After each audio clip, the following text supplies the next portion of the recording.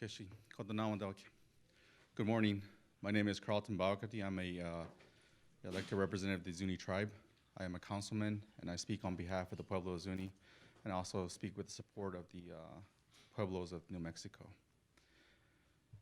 We're gathered here for the purpose of identifying the leaders and the work behind the Bears Ears National Monument. I'm joined by tribal leaders from the Navajo Nation, from the Ute tribe. The Hopi tribe is not represented, however, they have never withdrawn support for this effort.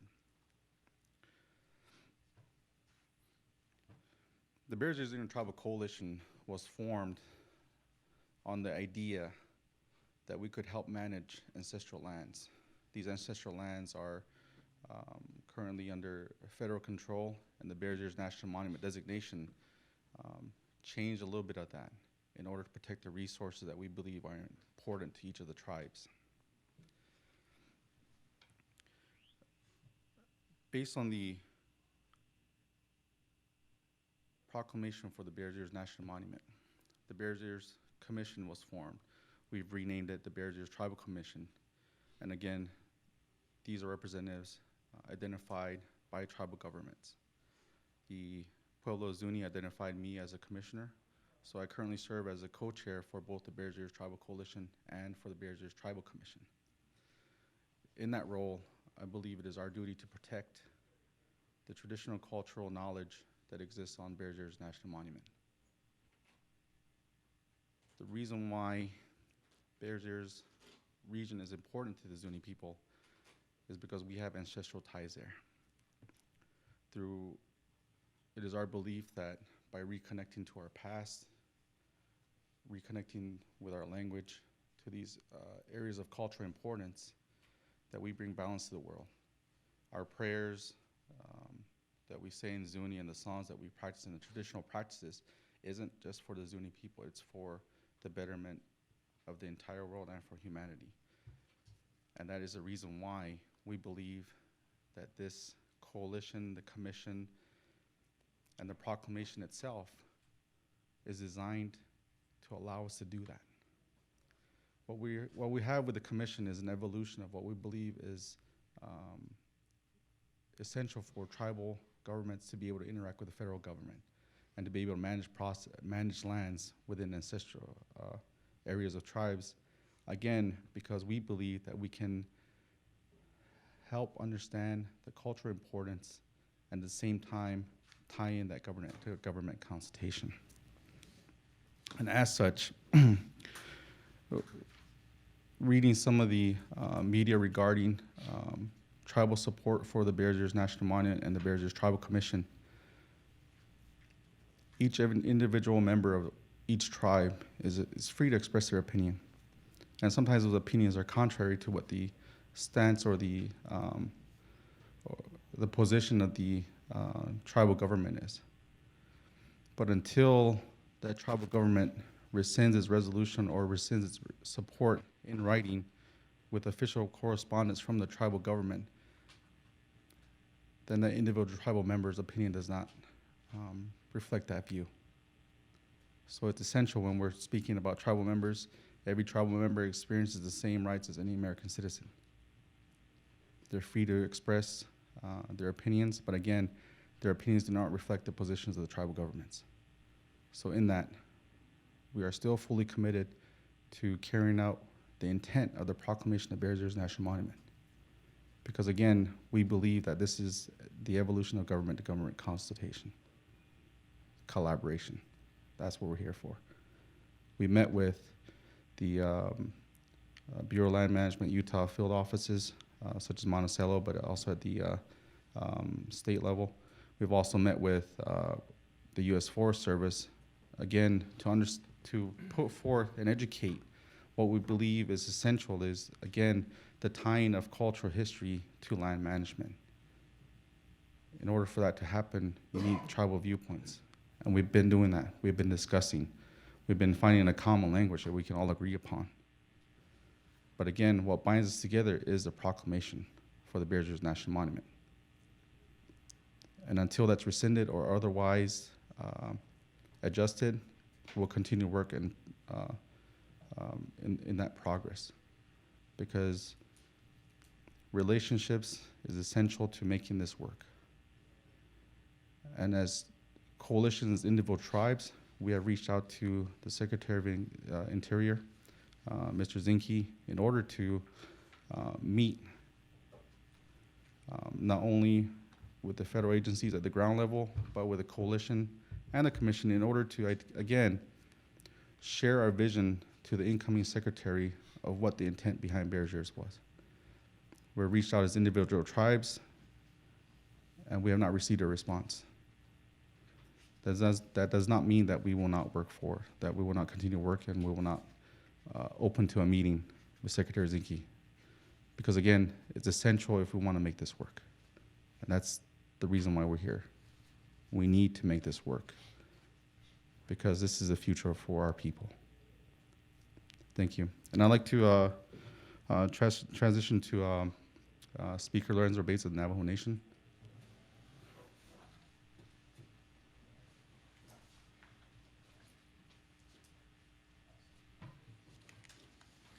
Thank you, sir. Yate. Good morning. My name is Lorenzo Bates. I serve as the Speaker of the 23rd Navajo Nation Council. It is my honor to be here with my colleague from the Navajo Nation, as well as leadership from the other tribes, to advocate for the Bears Ears National Monument. Honorable Davis Filfert and I are here today on behalf of our 22 other colleagues of the Navajo Nation who serve as the governing body of the Navajo Nation and the Navajo people.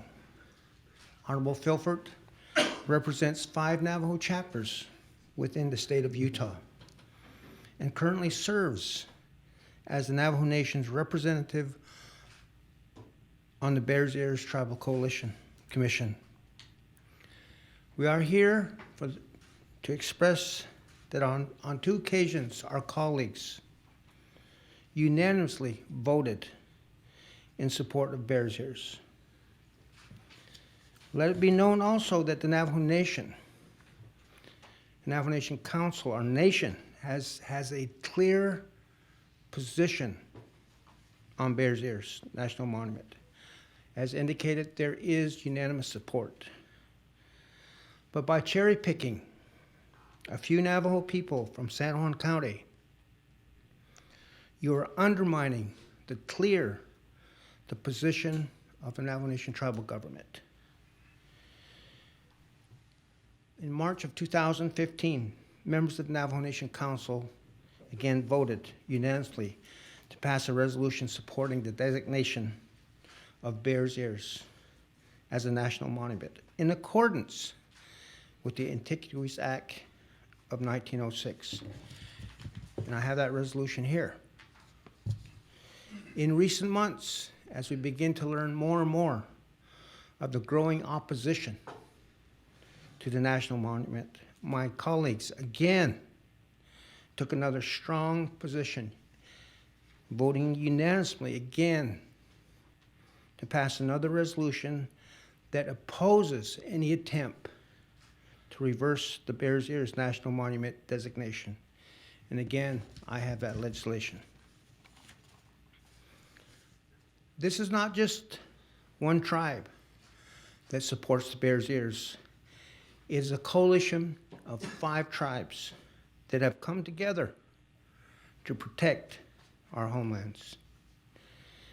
We stand here together today, united with one voice, to tell leadership at the federal level to recognize and to honor our position as sovereign nations. We respectfully ask the President Trump administration to meet with us and to consult with us prior to the conclusion of the 45-day review of Bears Ears National Monument, which was mandated through as an executive order signed by President Trump. Much has been said about the historical and cultural significance of the 1.3 million acre land base at Bears Ears. But I also want to remind federal leaders that it is much more than protecting artifacts and sacred items. It is about protecting tribal sovereignty, our way of life, and the future of our people.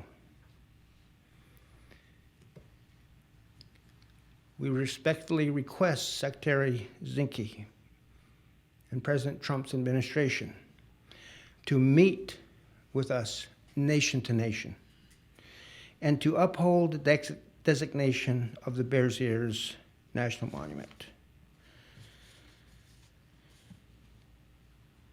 The previous administration spent years coordinating with state and local officials. And there's ample documentation that proves this. The House Committee on Oversight and Government Reform released all this documentation before the executive order was signed. So again, on behalf of the 23rd Navajo Nation Council, the nation, and the 5 other tribes here, we respectfully request that there must be a meeting between the sovereign nations to discuss this. So on behalf of the 23rd Navajo Nation Council, I thank all of you, especially the tribal leaders, for being here in support of Bears Ears. Yeah, with that, let me turn it over to my colleague, Honorable Davis Filford.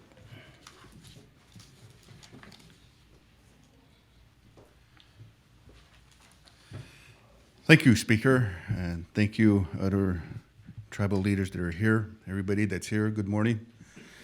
As mentioned, my name is Davis Filford, a member of Navajo Nation 23rd Council. Yate, Alonso. I represent the 5 chapters as mentioned, but I do represent all the 7 chapters when I sit at the table with the Utah tribal leaders. The 5 that I represent are all in support of the Bears Ears National Monument, including the other 2, which makes up 7 chapters. We also have a resolution from the Utah tribal leaders, not to mention the Navajo Utah Commission and others. We have support that's overwhelming. I say that 2016 was a great year. Not only did the Bears Ears become a national monument, the World Series was won by the Cubs, so it was definitely the year of the Bears. I also am a United States Marine Corps, and I've stated this many times during the Operation Desert Shield, Desert Storm. General Schwarzkopf, when the bombing of those areas in the Southwest Asia, he specifically said, don't bomb this place, but bomb these bridges and runways and so forth. And later he was asked, why are we not supposed to bomb these places that you said not to? He said, those are the places where they sacrifice. Those are their churches. Those are their holy ground, their sacred places. Where this Bears Ears National Monument is a very significant place where we hold, that's our sacred place. We have ties, our Aboriginal land. And we don't want no one bombing our sacred place. So we asked the current administration, the Trump administration, and I asked the Secretary of Interior to please reflect on what I said and to respect our sacred lands.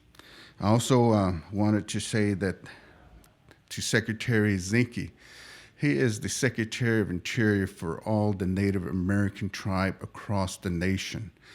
He is not the Secretary of Interior for a county nor state.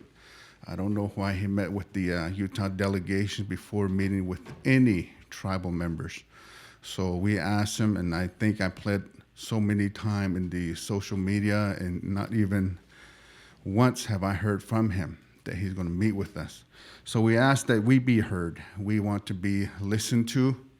And we stood with other tribe whom the Standing Rock took its place. So we're reaching out to all the other tribes across the nation to stand with us and to hold hands with us in support of holding Bear Ears National Monument. This Bear Ears National Monument holds so many valuable stuff that are being looted. We have petroglyph. We still have remains there. We have arrowheads and tools. We even still have sweat lodges erect there. And we just want protection. We want this to be still as it is since day one. We want our kids to see it and to really, this is a public land. It's not only us. There are other national monuments that are being, they're at stake. So we're just asking for the support, like we are today, to have this monument be to stay in its place. And I want to introduce my brother from the Ute Nation, from the Ute tribe, the chairman, Mr. Harold Cuthair. Thank you.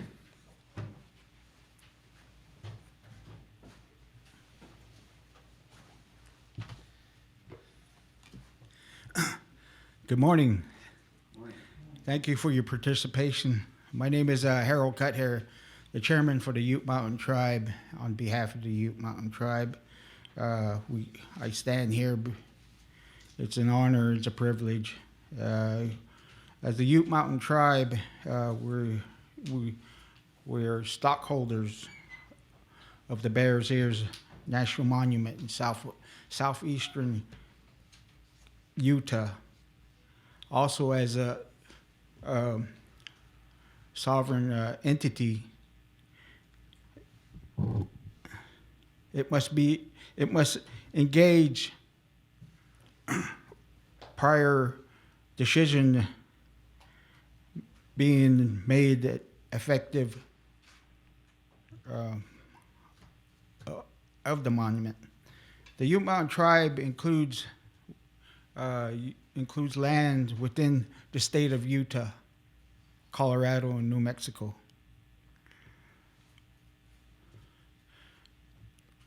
A portion of the Utah state, portion of the reservation in Utah is White Mesa community.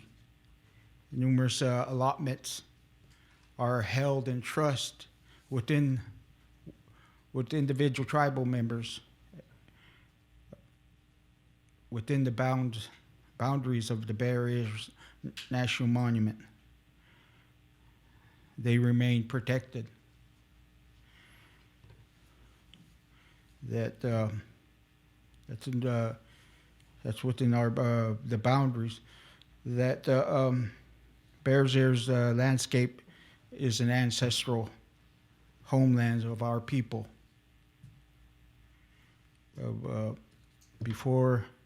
Before any decisions be made and designate the federal lands to belongs to all Native Americans. They were here first.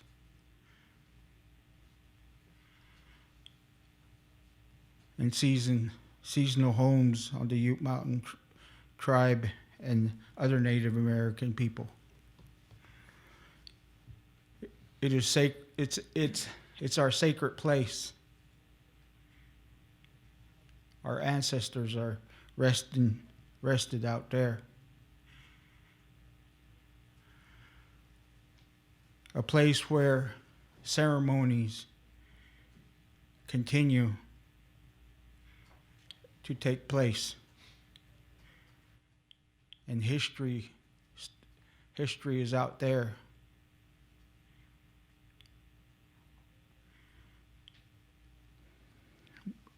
The culture, resource, practice, our ancestors still remain there. Should always remain there and protected and untouched.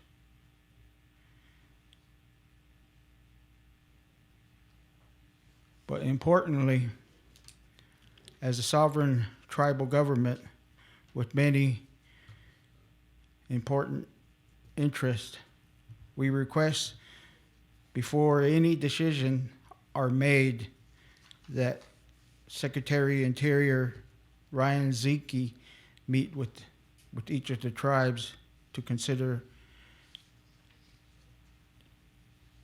a step forward in long-term collaborative relationships with successful managing of bear's ears.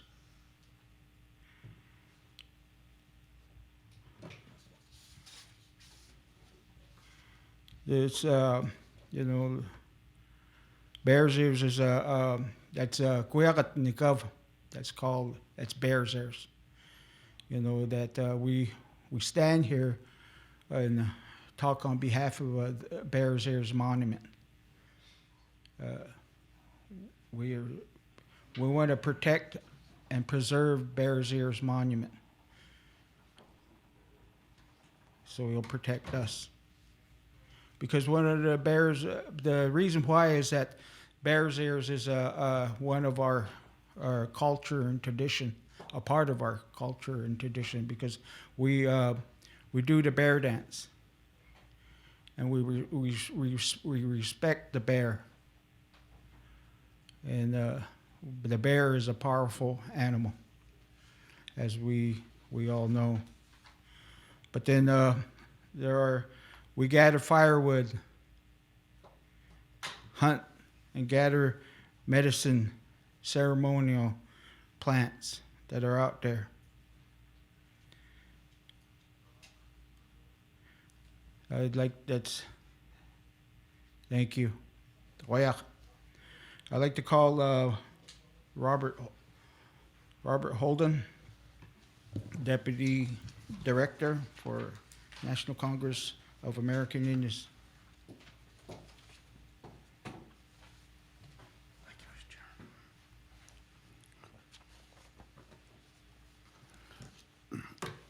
Good morning. I'm Robert Holden, Choctaw Chickasaw Deputy Director of the National Congress of American Indians.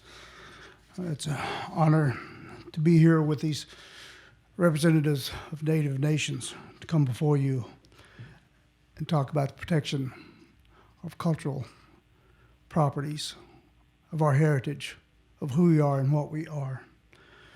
The Trump administration says it will put America first.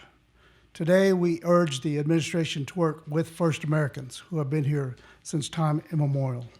From the beginning of these presidencies, from George Washington, who made promises, solemn promises to Native nations that he would protect our lands and our way of life. This trust relationship that we have with the federal government is built in the fabric of the U.S. Constitution. Following that, there was something called the Northwest Ordinance. And in the Northwest Ordinance, it states, "The utmost good faith shall always be observed towards the Indians. Their land and property shall never be taken from them without their consent. And in their property, rights, and liberty, they shall never be invaded or disturbed." Since that time, over 100 treaties have been made and broken. This is the time to stand fast with these promises, to change the past, to go forward, to work with our people to help us protect and preserve our cultural resources. In the early 1900s, the Antiquities Act was passed. It's involved in a review about these cultural properties. Teddy Roosevelt was the president during that time. Native people came to him to talk about the cultural properties being looted, destroyed, ransacking, Chaco Canyon, Mesa Verde, many places in and around the area of Bears Ears and all across this nation, our homelands. He sought to and obtained the Antiquities Act in 1906. Today we're facing those same problems. One of the good things about Bears Ears, which was sought by these tribal nations and received, was the co-management of this property. It's something that's outstanding. It shows you the effort that we will make to protect our own properties, that we will put forth human, financial, and other resources to preserve these areas. And as you heard, it's used on a daily basis for their lifeways, for medicines, foods, those things, those rights, and those treaties and agreements that were promised.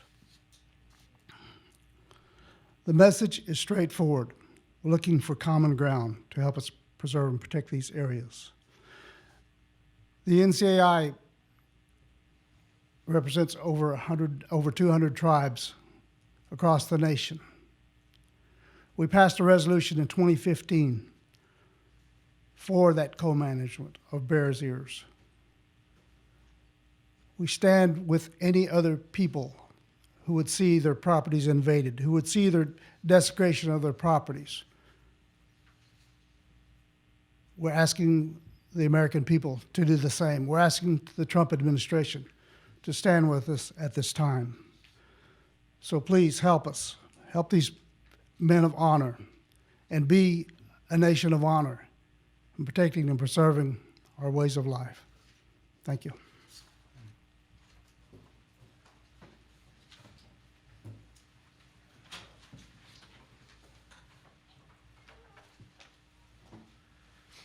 Good morning. My name is Sean Chapoose. I'm the chairman of the Ute Tribe Business Committee.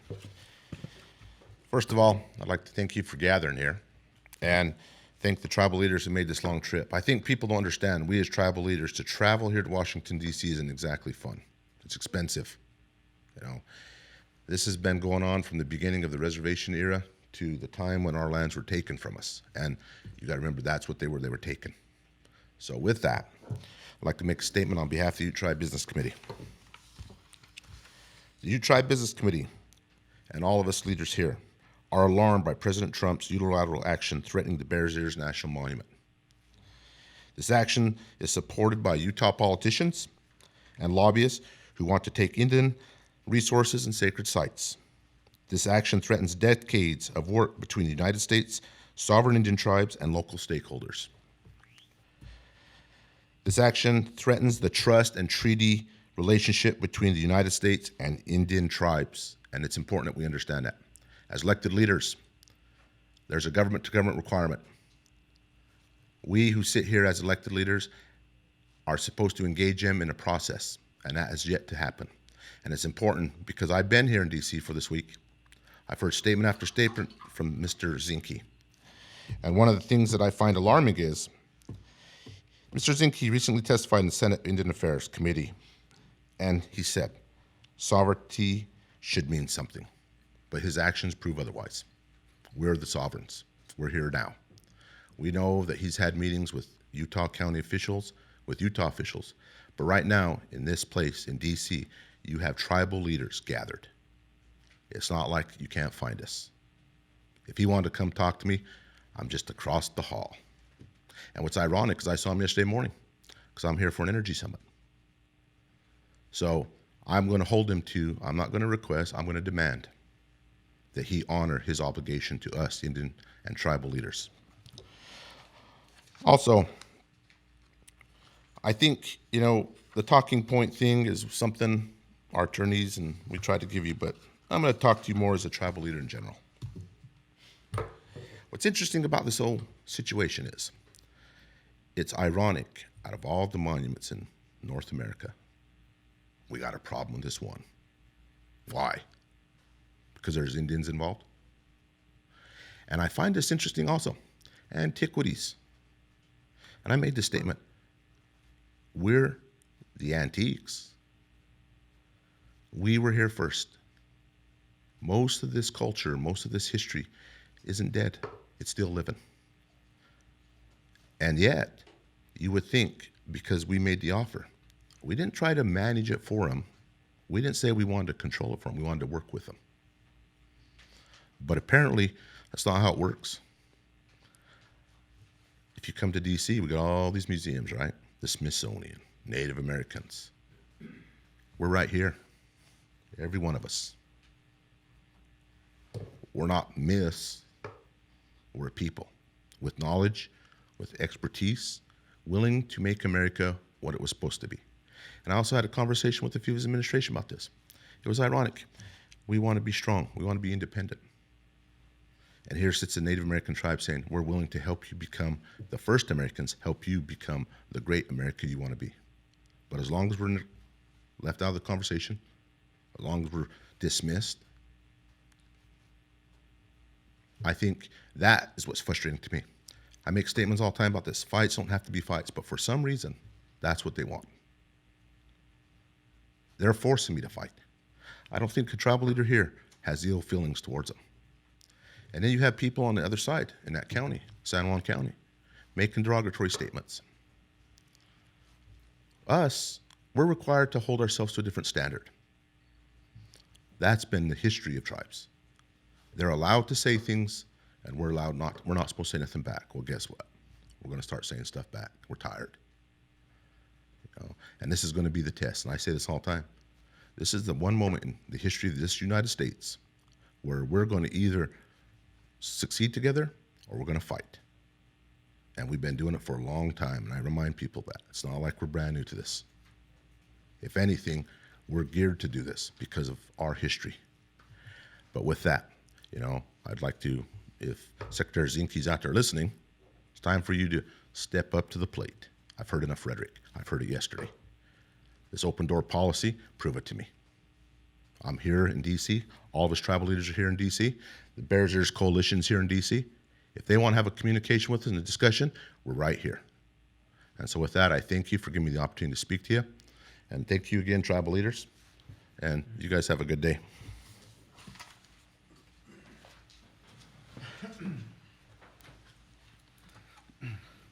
Thank you, Chairman Chapuz. Secretary Zinke, you heard from the tribal leaders from the Bears Ears Tribal Coalition. We respectfully request a meeting to discuss Bears Ears National Monument and the vision that the coalition has in managing this area in working with the federal government. Again, the intent isn't to the intent is to work in a way that respects tribal views, in a way that respects the government-to-government relationship. One statement that we've continually heard is that there has been enough state, federal laws to protect this area, that there was no issues before. We respectfully disagree because we continue our efforts to repatriate the relics of our ancestors, because we believe that they're not relics, that they're living embodiment of the intent of our ancestors. And we intend to protect that because we continue their traditions. We continue to practice the traditional cultural knowledge that our ancestors laid out for us. And it's apparent that we need to be able to have a stronger voice. And that is why we believed, as a coalition, we could make that voice known. 5 tribes speaking as one versus individual members speaking on behalf of it. We have made a stance.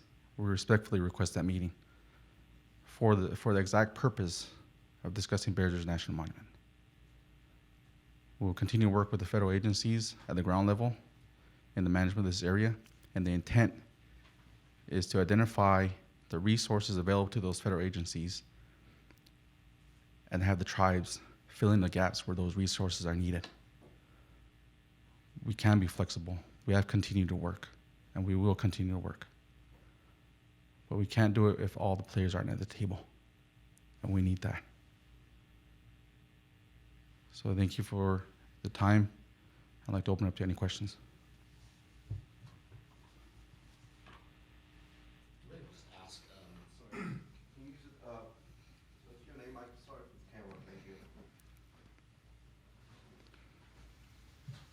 Hey guys, thanks for doing this. Just ask if President Trump, if Zinke at the end of 45 days recommends the rescission of Bears Ears, and President Trump tries to follow through with that, you would see this, as I assume, as a slap in the face, and what actions would you take? As tribes, we faced many administrations with different intents for Native American tribes. During the 1950s, we faced termination. We worked through that. We were able to get legal support, and now we have plenty of resources available in the management of this area. And I want to make it clear that the agencies have a responsibility to manage this area. That's not going to change. That's the sole existence of these agencies. What we are attempting to do, and will continue to do, is to collaborate at the early onset, so that way it doesn't become consultation, which in essence becomes meaningless at a certain point. But collaboration, we're working with the agencies from the onset. And we will continue to do that. We believe that we made the right impression, we made the right arguments, we believe we made the right discussions in order to help the federal agencies understand that this is a benefit for them as well. So regardless of whether national money exists or not, as a coalition, we will continue to press forward these issues on protection of traditional cultural properties. I'd like to allow any other tribal leader to provide an answer to that question. Next question.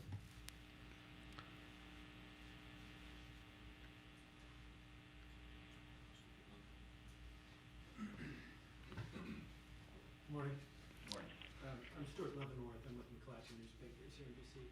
I just wonder if you could give us a little bit more information about when you made your initial request to meet with Zinke and how recently you have followed up on that request, and was it in the form of a letter or a particular office at Interior? That will help us in trying to get response from Interior on this. Each individual tribe has sent letters to Secretary Zinke even before his confirmation. Even after his confirmation, some tribes were waiting for that confirmation to make that, let that correspondence be known that the intent was to meet on Bears Ears National Monument. Each tribe, some of the coalition tribes have met with Secretary Zinke, but of course, when you're a tribal leader, you have many pressing issues that you're trying to relate to the federal government in the short amount of time you have. And there's so many pressing needs for our community members that this may not have come up. But again, that was the reason for that correspondence. And as a coalition, a letter was sent out from co-chairs, from myself and from Alfred Lamako, the vice chairman of the Hopi tribe, requesting that meeting. And again, we did not receive a response to this date. I know Hopi's not present, but again, the day they withdraw their support for ancestral lands and the right to protect their property, I don't think we're going to see that day.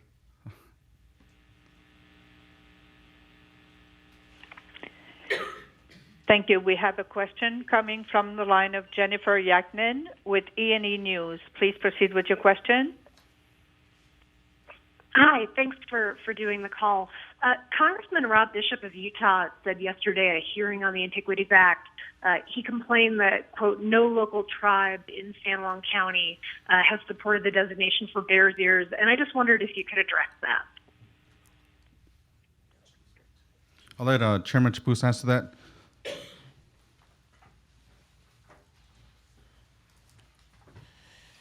I was in that hearing.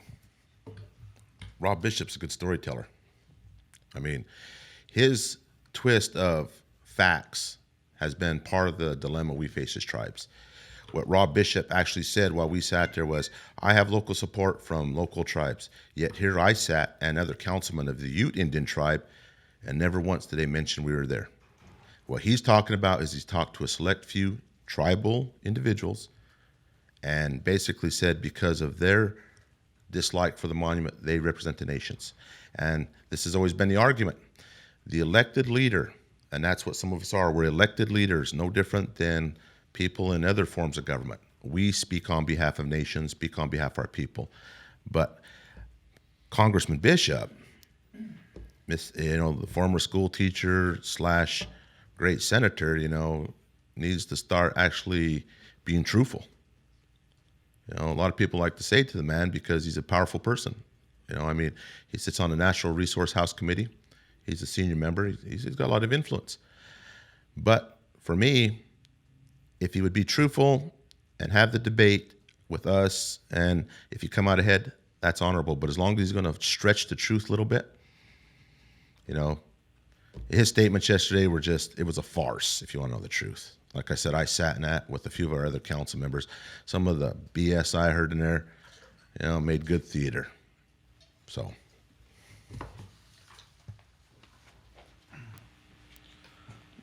Just like to add a little bit to that is again the understanding that this ancestral land is within the state of Utah. From the native point of view, we didn't draw those lines. We didn't draw state lines. We didn't draw county lines.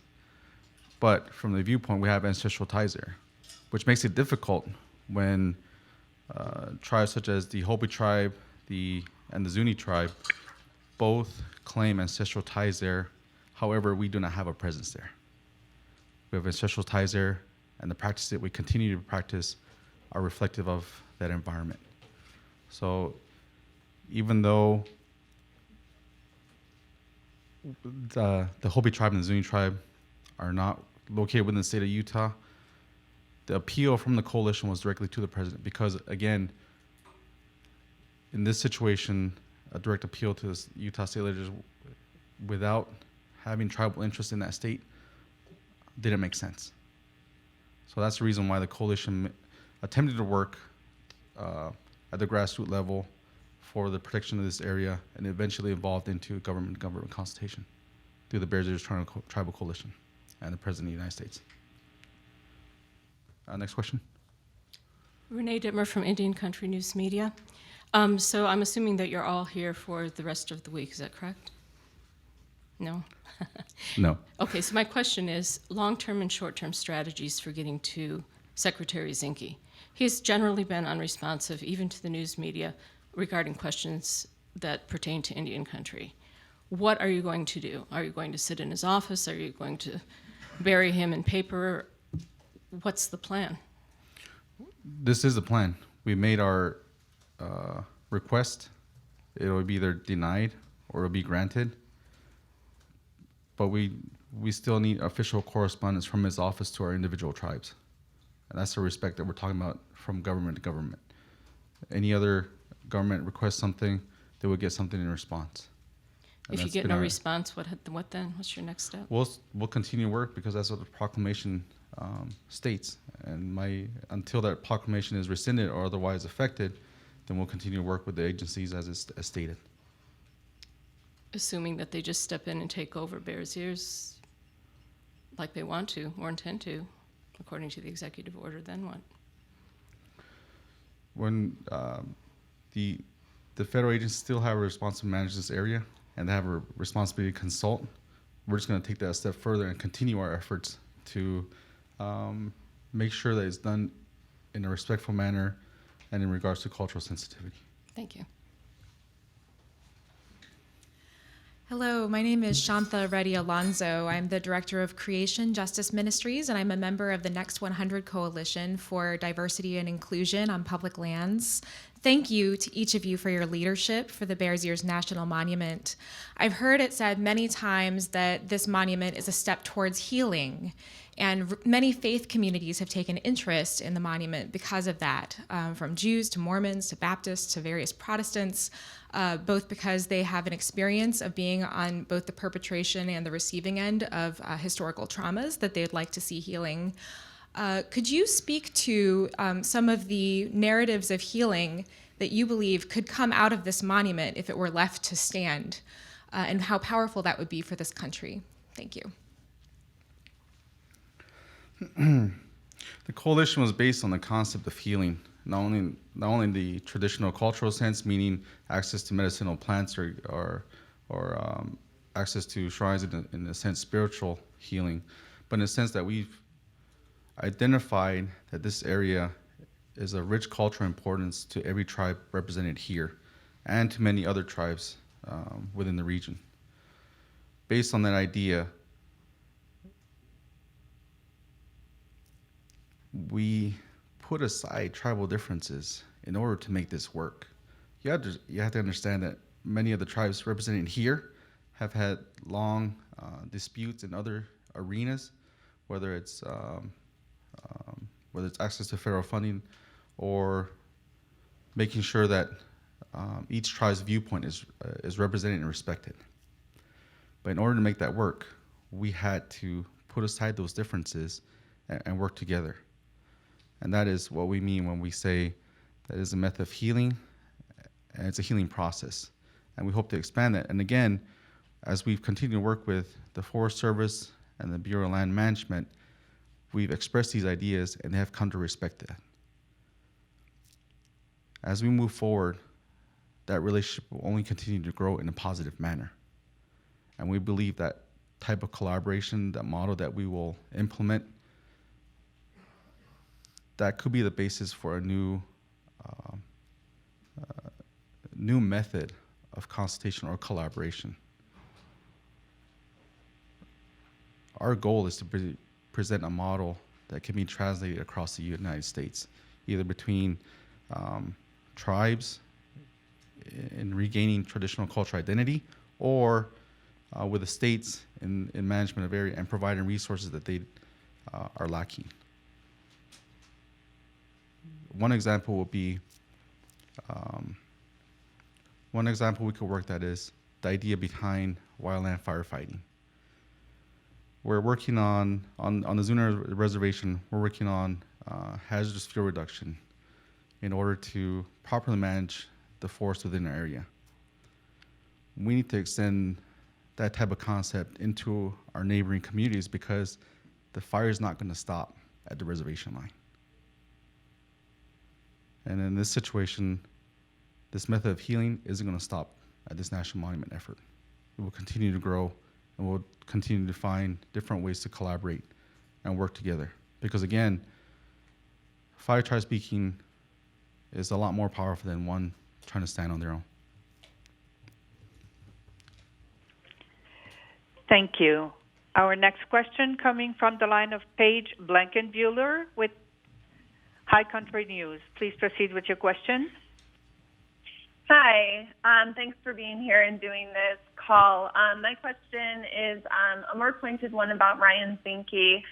When he was nominated as Interior Secretary, a lot of tribes pointed to his record as a Montana representative as being a positive one for tribes. How has the early days of his tenure as Interior Secretary lived up to that?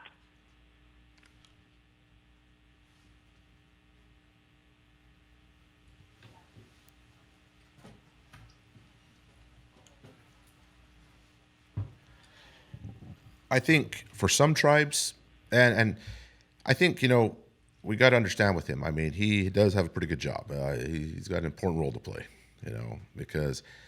but as far as I'm going to speak on behalf of my tribe, when he came in, we were hopeful that since he had a relationship with Native American tribes, that he would be able to engage us in a meaningful way and actually hear our point of view, because in his rhetoric, it's always stated, and I read that more or less, that sovereignty needs to mean something.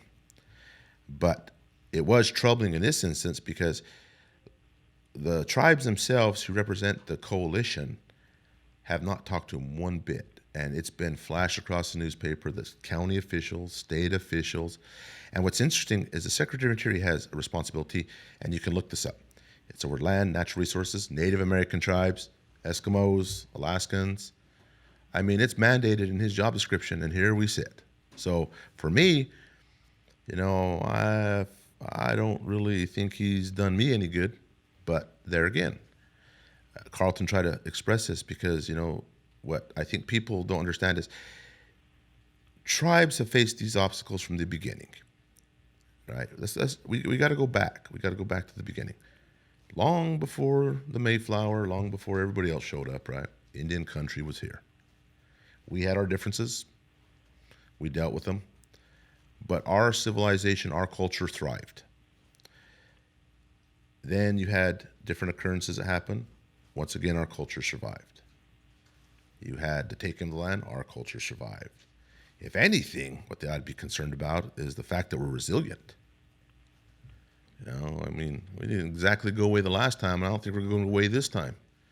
I mean, and I think the statement that they need to remember is, if it does really come to a fight, I mean, some of us don't want to say it, but it'll become a legal fight.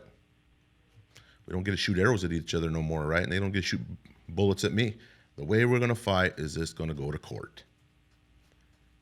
You know, and I'm sorry that it had to come to that. So we're going to spend a lot of money to probably get to the same place we could have been in it if we'd just talked.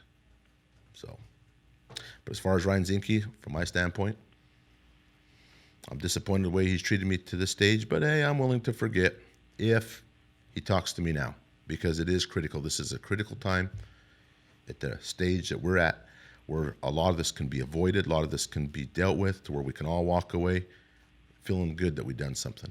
But the clock's ticking. And if he doesn't engage us, there's no way of turning it back. Hello, I'm Dee Manitoa, daughter of the late Chief Elmer Manitoa Jr. of the Second Fox Nation. And it was mentioned earlier that your coalition and your tribes have a way, I guess, that's the best way I know how to say it, a way to, in your ways, you go to this land, which you have ties to, your ancestors, and you go there to pray, and you pray for all people, not just your people, for all people, including all American people. I'm sure your priority is your tribe and your coalition first, but that's number two in my way. That's what I was taught, number two, and I want to appreciate that you mentioned that you pray for all people. And so, and Shanta mentioned healing. Can you expand a little bit about your priority to all people, especially the American people?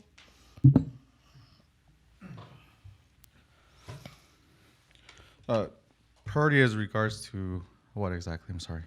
I guess from my viewpoint, my priority will always be to my tribe first. Yes.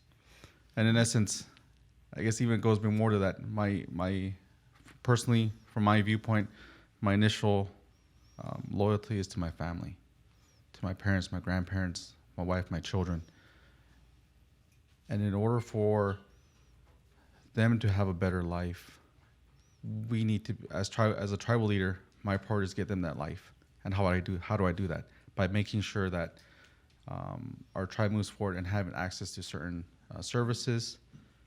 And again, when we have seen the evolution of what our tribes have gone through, we're at a good place. It could be better, but we're at a good place right now. So in that sense, when we talk about healing and prayer for everyone, and I guess in essence, I'm gonna go back to kind of like my military background, where I wasn't fighting necessarily for my country. I wasn't necessarily fighting for an ideal. I was fighting for the people to the left and right of me. I need to make sure they're okay, because they represented the best of America, I believe. So in order to preserve that, I needed to help them. And they helped me. And we grew, and we all came back home. So in essence, that's what it means, that when we move forward, it needs to be with the proper education, outreach, and communication. Because this isn't preserved just for tribes. The Bears Ears National Monument isn't preserved just for tribes. It's for the American people. It's a landscape that's beautiful. And even though I don't necessarily agree with all of President Trump's tweets, when he said that I hear the Bears Ears is a beautiful place, it is a beautiful place. He needs to come out and see it. And I believe he's the type of president that if he saw something and looked into the details of it, he would understand the significance of why this area is important, not only to the tribes, but for the American people. Because we need to respect the legacy of the American foundation. And that has been the idea that we can all work together. And the American dream is that we can all work together in a way that respect our viewpoints. I'm not saying that we have to agree with everybody's viewpoints, but we have to respect them. And that's what I mean by, and that's my intent behind the words that I said today. Thank you. Thank you. Bill.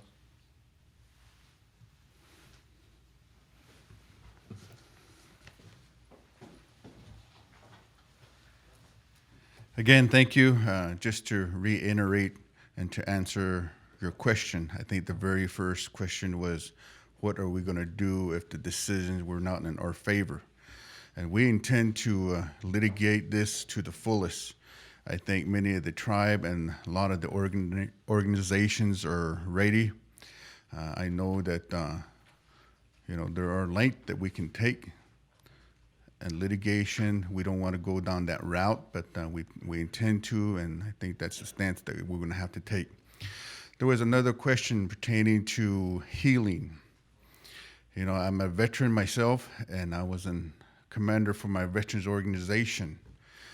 A lot of my comrades, they come back with, just recently, I talked to Vietnam veterans. That alone, we have Agent Orange that are, traumatizing all our people, and a lot of our people have gone because of those. They come to this place to heal. When you come to Bear Ears National Monument, you tend to forget a lot of your troubling.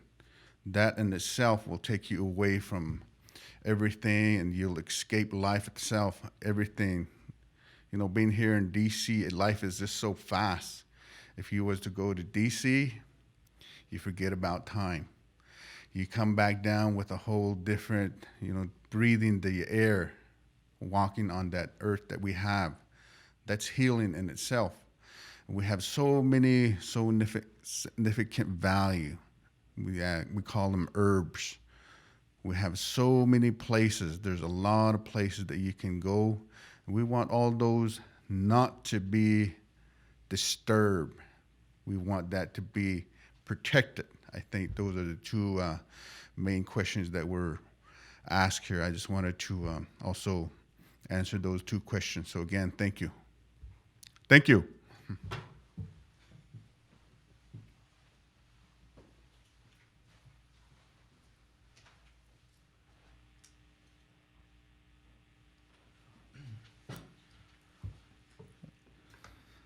Looks like there's no more questions. I want to thank you for your time here today. I hope that what we said today can be carried out with the intent we put forth today. I want to thank the tribal leaders for their time. And again, it is hard to get out here. But when we feel it's something as important as the Bears Ears National Monument and the protection of its cultural resources, we make those trips. We travel where we need to. We know most of these roads because that's the best way to get there. And we see what the state of our tribal nations are in. And the Bears Ears National Monument is a bright light. When we look at collaborative management and the federal agencies working with the tribal nations, that is a good message. That is emboldening. That is pride. We don't always get to say the words we need to say because, again, as Chairman Chaput stated, tribal leaders need to take a higher road. Mainly because we have many history of words that our other tribal leaders have said that we need to make sure that we continue to express and to state. And that is the reason why the Zuni people have identified me to be a part of this effort, and I will always do my best to represent them. Just as every tribal leader here, Hopi, Navajo, Ute Mountain, and Yuntan Yoruba Ute, they speak the words of their ancestors because we continue those practices today. And we're willing to share what we can with open-minded people that approach us in a respectful manner. Thank you. Alakwa.